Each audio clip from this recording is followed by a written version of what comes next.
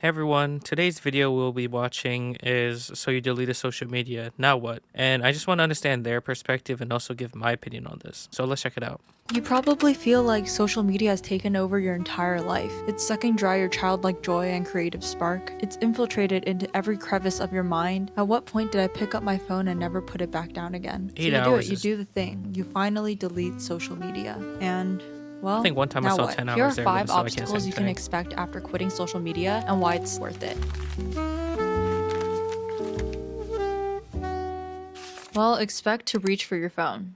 A lot. Just because you deleted the apps doesn't mean that your brain magically stopped being addicted to your phone. It's still there, you just lost access to it. When I first got off of social media, I found myself reaching for my phone just as much as I did before. I just end up scrolling through my photos or my email, but I realized that I used my phone as a crutch for any kind of boredom or difficulty. For example, when I get stuck on something at work, my instinct would be to reach for my phone and start scrolling. Also expect that you most likely will relapse. As with any addiction, relapsing is a part of the journey. I've Addiction, relapsed yeah. and re-downloaded the app so many times before, and I noticed that That's me for with League me, of a lot of the Legends. common triggers would be special events or trips that I'd go on. I used to use TikTok to search up restaurants and cool places to go. Of course, I would end up getting sucked back into the apps and stay on it for much longer than I intended to. That's what these apps are designed to do. They're designed to capture your attention at a psychological level. It doesn't mean you're broken. It literally just means that the platform Hey, like people say in the comments all the time, if it's free, you're paying with your time. are working as they're intended to. Hey guys, editing Zia here. I just want to interject real quick and say that I'm not trying to imply that I'm somehow better than anyone else for not being on social What? media. You're I better than genuinely me. just had a really bad social media addiction to the point where I would spend 8 to 12 hours a day on social media. Yo, that reminded me of sometimes of politicians. Like, I don't want to offend anyone, but it's like the no offense, but I'm going to offend you with the next thing that I'm saying. Or it's like, oh, I understand you because I am you. That didn't really do much except for, like, I understand it's a disclaimer, but I just find it funny. And I realized that was really stopping me from doing literally anything else with my life. So for me personally, I've seen a lot of benefits from getting off of social media, but that's not for everyone, and some people can have very healthy relationships with it. What is this disclaimer in the middle of the video? Like, why can't you just share your own opinion and be fine with it? Like, saying, oh, it's not everyone is going to feel the same way about social media. Like, what you're feeling, like I completely agree with her. Like what she's feeling after social media, like constantly needing to check your phone or needing notifications, seeing what everyone is saying, fear of missing out, FOMO. Like I don't understand why you need to. It is what it is. Yeah, that's all. The apps are not pre-installed on my phone. It adds a little bit of friction and makes me think twice about whether or not I really want to use the app because I'm not going to re-download a whole app just to scroll on my phone for 5 minutes. I think for me, that's a healthier balance for staying off of social media because it's not about complete restriction, but if I need it for some sort of research purpose, I do allow myself to do that. Hey, all I'm saying, guys, is set your screen time to 15 minutes or 30 minutes, and you will only have that much in the day. And so you either got to speed scroll through everything. That's why speedrunners in video games are funny because, like, if your parents only give you like an hour to play a video game, you just have to beat the video game in that amount of time. And so you should just do the same with social media. Give yourself a little less time so that you get used to either speed running through shit content or not needing to get dopamine rushes from that. Control it, everyone. That's what it is nowadays. It's very hard to control our minds nowadays with everyone, like all these big corporations trying to just control everything we say and do. So thing that you can expect to feel is FOMO. When you're off of social yeah, media, sometimes you quite 100% literally what I was have just no talking idea about. what's going on in other people's lives. And because of that, it can feel very disconnecting and kind of make it feel like you don't have friends anymore. While I did struggle with FOMO in the beginning, over Who time, cares I've if you kind of don't have learned to friends see it though? as a Like, good thing because now the people that I talk to and hang out with are people that I see in real life, people who have my phone number and can contact me directly. I think social media made me feel like I had a lot of friends because I would like and comment on other people's posts from college or high school, but I wouldn't actually interact with these people in real life. So when I was no longer having these types of interactions, it definitely made me feel like my circle shrunk a lot. You're also gonna find that you don't understand pop culture, internet culture, or memes as much anymore, which again used to make me feel a lot of FOMO because when my friends in real life would bring up some internet trend, I would have no idea what oh my goodness. When I was background, obviously I'm a Korean American, but when I was raised in like this, I want to say predominantly white, but like everyone's like pop culture, like everyone understood certain things. And so my humor was so blunt. Like I was just like, I don't know what that means. Or like I just make humor by like being very, very stoic, I'd feel like. like in my appearance to others. All these like Full House references and all these Modern Family, like I don't even know what those. I've never ever watched those shows or episodes of those shows, so I don't even know what they were talking about. They're talking about. And every single time is Who always cares just if you like, don't know Oh, what they're have you seen talking this about, trend? Have bro? you heard of this? Blah, blah. And the answer is always no. I never know what's going on. And it definitely made me I think feel that's like I just was with missing out. Asians. But when I With consider how much more honestly, clarity and control I feel over my life by getting off of social media, I feel like not understanding some internet memes is a small price to pay for that. you know, one thing, I wish I never understood 6'7". I'd actually like, I want to delete that out of my brain. One thing that I really struggled with when I got off of social media was that I felt so uninformed. I used to be someone that pretty much got all of my news off of social media. And so when I wasn't on it anymore, I felt like I just had no idea what was going on in the world or in politics. And that was honestly something that made me feel rather conflicted about getting off of Social social media media is where they because there's just a lot happening in the world right blow now. everything out of It's very proportion. chaotic out there. And I didn't want to feel like I was being complacent to all the injustices that were happening around Oh me. my A lot of times social goodness. media would be the first place that you would hear about something. And so when I wasn't on it anymore, it would just take me a lot longer because I would only find things out when other people would tell me about something that happened and I would do my own research. I think I also began to see that as a good thing. It has allowed me to create my opinions separate from the opinions of other people. And I think Are when you sure you about are that? on social media, a lot of times it can be difficult to distinguish whether something is a belief that you formed yourself or if it was formed by the millions of other opinions that were on your feed. It's very hard to You know what's funny about that is to the other argument. I remember hearing Joe Bart say something like this,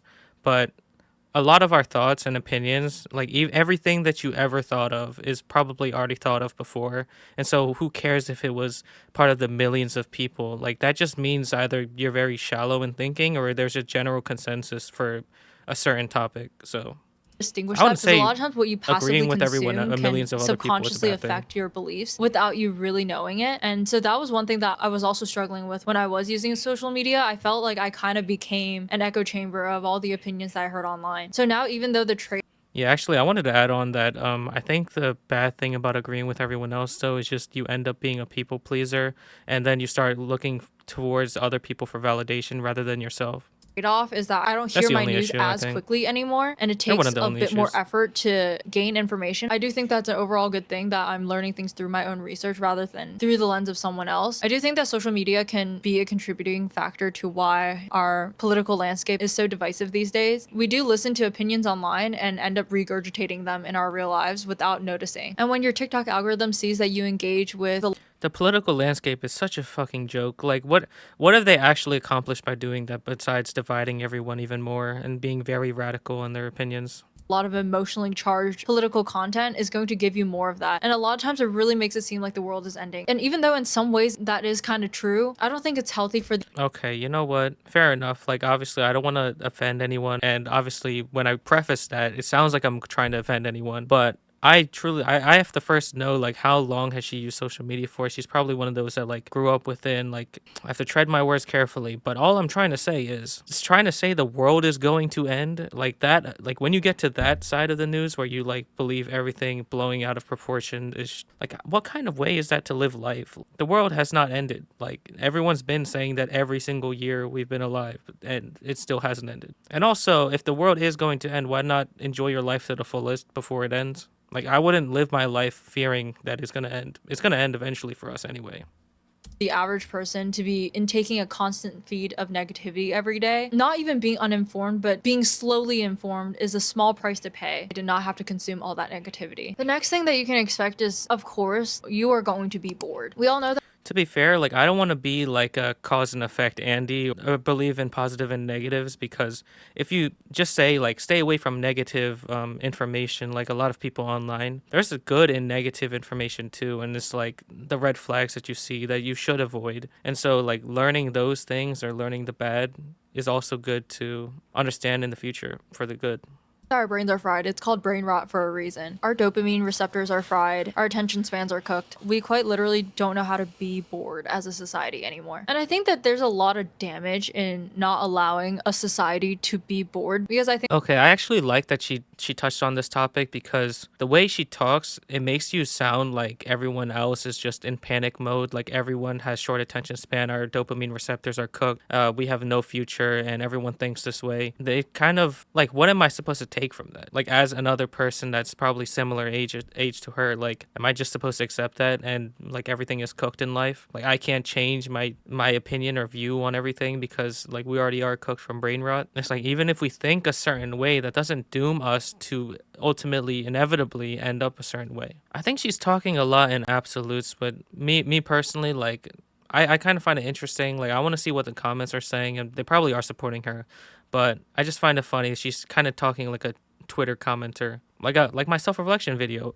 A lot of it comes down to your own agency in your own life. If you ever want to take action for yourself in your future, allowing yourself to be bored, creativity is born, inspiration is born. It's really hard to create, it's really hard to do anything meaningful it is when you're hard to put effort constantly in numbing creating. your Yeah, brain with a constant stream of fast dopamine. It's hard to do hard things when easy things are so insanely gratifying. And that was another reason that I originally got off of social media to begin with, was because I felt like I couldn't do challenging things anymore. I couldn't sit down and focus on a project that I really wanted to do because it was just easier and more fun for me to go scroll on TikTok instead. it is easier. Sometimes it Yeah, takes you being instant bored, gratification. staring at the wall, staring at a blank canvas, and I felt like for me, I lost the skill of being bored. I couldn't go up the elevator. You know, I'm not gonna lie, staring at a blank wall or a canvas when you do have ambition or passions, like if you at least have direction in your life, you don't have to be doing those mundane things, but you have to appreciate the fact of doing those mundane and boring tasks. I'm not saying do that 24/7. I'm just saying you can definitely do that in your free time, then you're in the right spot, especially in a society that achieves dopamine at a high level. For 10 seconds without pulling out my phone. I can't even go to the bathroom without going on my phone. I got so used to filling every single gap of time It's a with drug at this point. entertainment that I didn't have time to just think anymore. So for me, when I first deleted social media, it felt like an uncomfortable silence. My brain wasn't used to being so understimulated. But I think once you get over those initial feelings of discomfort, it becomes a lot easier for you to sit down and read, or sit down and draw, or do something creative, to lean into your hobbies. Because yes, it is extremely hard to create when all you do is consume, and consumption is not a hobby. Getting off of social media is just insanely understimulating, and you're gonna be bored. But I think that there are great things on the other side of boredom. So yes, I just told you all these reasons why. There's a lot of good and bad to everything. That's just how you should live life. Everything is a good and bad. You shouldn't always think in absolutes. You shouldn't always believe firmly in one thing. With the change of information, you should be open minded to like being right or wrong about certain things. So, yeah. You're going to struggle getting off of social media, why it's going to suck. So why is it worth it to do it anyways? The silver lining here, getting off Yeah, of finding social media intention in gave me life. 3 noticeable improvements to my quality of life. 1, your friendships and your relationships will be few, but they will be deeper and more meaningful. Yeah, it's gonna feel like you're losing friends, but it also gives you so much more time and energy to really nourish the ones that you care about. Social media gives us the illusion. You know, that kind of reminds me of parenting. Like, how can you really focus and raise your kids properly if you're always at work or you don't have enough time for them in your everyday life?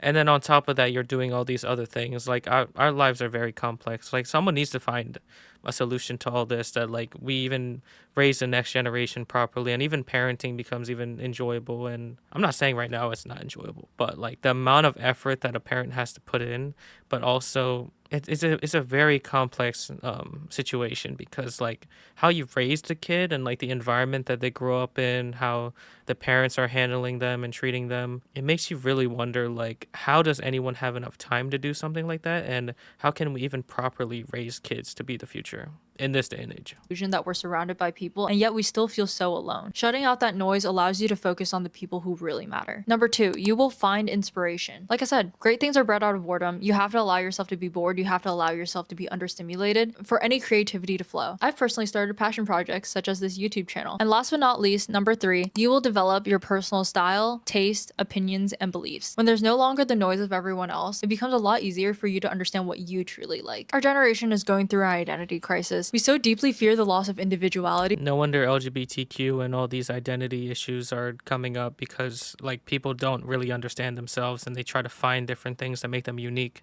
because we all just feel like a cog in the wheel at this point. And everyone keeps saying, if you get a job, you're like a cog in the wheel. You're just going to be replaced by the next person that actually is more hungry or wants it more than you, will take less money than you. So yeah, I just find it funny that everyone like talks in this "we're all gonna die" situation online. And to be fair, like there's some truth to that, to what they're saying. But like the other end of it, like I'm trying to play devil's advocate, shift that mindset, shift that behavior to like leveraging our actual thoughts and creativity because I know everyone has it. Like everyone just has to be self-aware, to be honest. Once you start being self-aware, we can actually create a community and try to combat this all together, to be honest. That's why I want to truthfully have a community that everyone can just talk about what they truly care about, and we can all just specialize in building this community where everyone's living life with intention and actually finding things that bring joy back to our lives that are very infested with dopamine rushes. But the only way to truly know yourself, understand Addictions. yourself, is by giving yourself time to be alone. And that means cutting out the noise. Do you really like that thing? Do you really want to buy it? Do you really believe in this cause? Or have you just been influenced? All right, guys, that's all I have for Hey, with the Squishy in the back, she definitely has some impulse buying too. No, I'm kidding. Yeah, there's definitely a lot of questions. Like if I ever dive into financial literacy on this channel or go over Caleb Hammer's videos, it kind of goes into those questions, but you can really just shift them to everyday life decisions. Like, is it actually worth it for you? And it's the same way in consuming anything nowadays. you today. Thank you for joining me again. If you like this video, please make sure to like and subscribe, and I will see you guys next time. Bye bye. Why you need to document your boring life? Okay, so you know what's funny is seeing that other video actually made me realize that her philosophy is actually on boredom. Like, not really stoicism, but like appreciating boredom after social media. And I'm not sure how effective or long lasting that's gonna be. To each their own. If it's working for her, I mean, like who am I to say anything? So overall, I enjoyed this video. If you want to watch the original video, the link is in the description below, and I'll see you on the next one. Peace. If you want a place to reflect, ask questions, share ideas, or talk with people who are trying to live their life intentionally, you can join my Discord server in the description below.